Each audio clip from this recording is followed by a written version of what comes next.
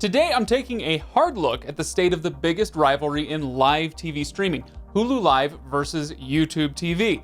And this one's gonna be a little, well, let's just say don't tell my bosses, because I'm deviating here from the Reviews.org party line. See, Chantel, our TV writer over on the website, gives the win to YouTube TV. Now, I don't think that's crazy, it's perfectly defensible, but it's also wrong. So, if you'd rather read her opinion, go head over to the site where she makes the case for YouTube TV. I will link to that in the description below. But as far as I'm concerned, Hulu Live is the winner in this contest, and I'm gonna tell you why. So, let's dive in.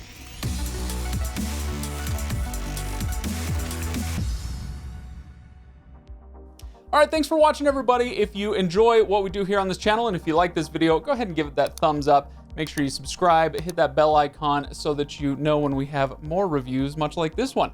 All right, so today we're gonna cover a few angles in this matchup, YouTube TV versus Hulu Live. We're gonna talk about price and channel selection, the DVR, and device availability. In fact, device availability is the easy one, so we might as well kind of start there.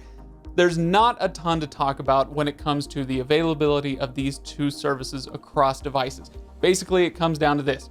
Do you have a streaming device? Do you have a smart TV or a phone or a laptop? Good. Then you can almost certainly run either YouTube TV or Hulu Live. So neither one really gets an edge there. We're gonna call this one a tie. Now moving on to something that's a little more contentious. Okay, a lot more contentious. Let's talk about pricing here. Neither service is cheap, okay? But let's talk about the differences between the pricing.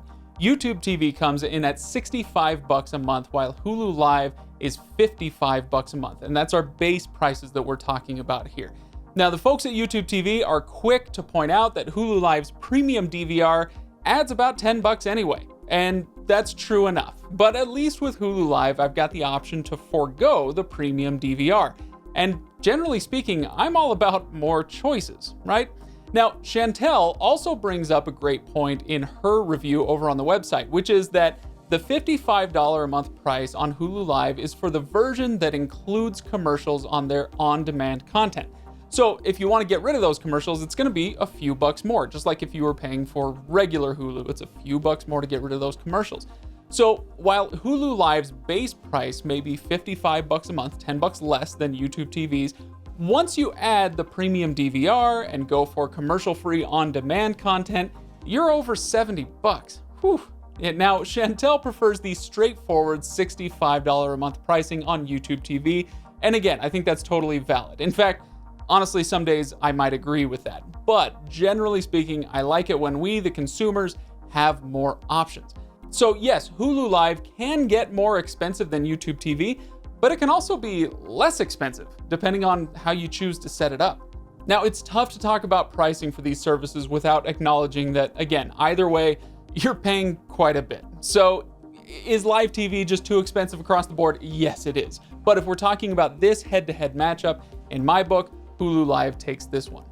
All right, let's talk about the available channels that you get with either service. On Hulu Live, you have 71 channels, give or take, depending on which local channels are available in your area.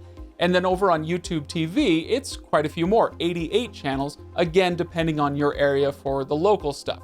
Okay, so YouTube TV wins on sheer volume, right? But what about quality of channels? Is this just a bunch of channels you're not gonna wanna watch?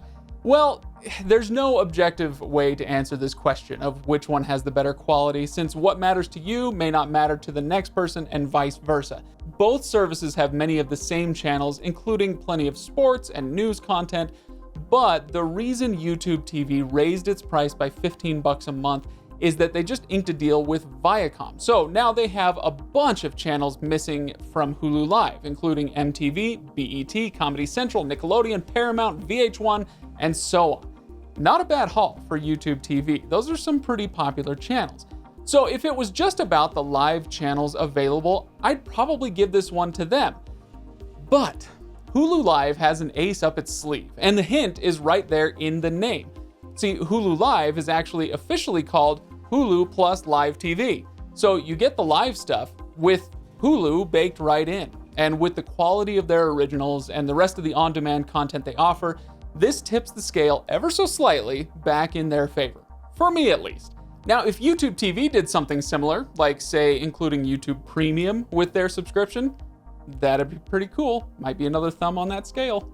All right, DVR. So here is the DVR situation. YouTube TV's DVR is flat out excellent. You can record an unlimited amount of stuff and it stays available to watch for 9 months.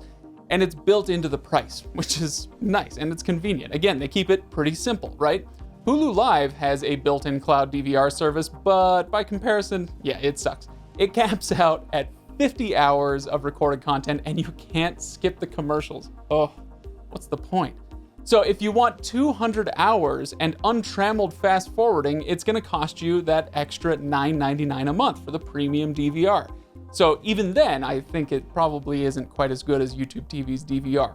So if DVR is a big deal to you, then YouTube TV probably takes the cake here. It definitely takes the cake here. But if you're more casual about your DVR or if you're indifferent to it, then Hulu Live, in my book, again, wins for giving you the chance to forego the premium DVR feature and save a few bucks a month. And lastly, there's the metric of basically how are people voting with their wallets, right? At 50 million Elvis fans can't be wrong. So where are those 50 million fans going? In the second quarter of 2020, Hulu Live added 100,000 new subscribers. That brought their estimated total to about 3.7 million. Not bad. That's the most any live TV streaming service has ever had, if I'm not mistaken. And how does that compare to YouTube TV? Well, we don't actually know, since Google hasn't released those numbers recently. The last one that we got was at the end of 2019. They said that they were just over 2 million subscribers. So why don't they release those numbers? Well, they've always been pretty cagey about those numbers, and I'm sure that's not going to change now that they've raised their price by 15 bucks in late June. I think it's safe to say that that didn't exactly help them grow. And if I know cord cutters, and I think I do, not everyone stuck around for the big price hike, right? Bunch of people left YouTube TV. I'm sure of it. I've read your comments. I know what's going on over there, kind of.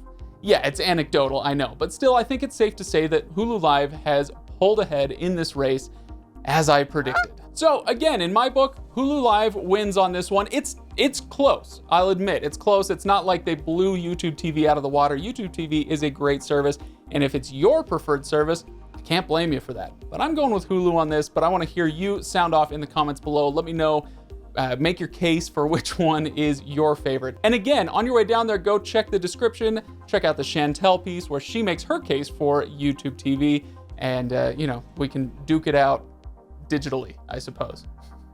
So thanks for watching, everybody. Don't forget to give this a like. I'll see you next time.